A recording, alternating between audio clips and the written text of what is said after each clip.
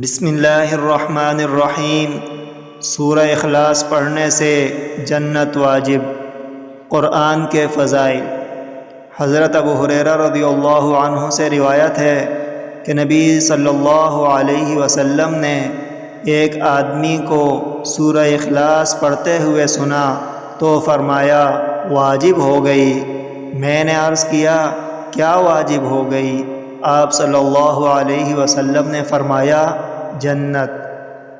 وعن ابی ہریرہ رضی اللہ عنہ ان النبی صلی اللہ علیہ وسلم سمع رجلا يقرأ قل هو الله احد فقال وجبت، قلت وما وجبت؟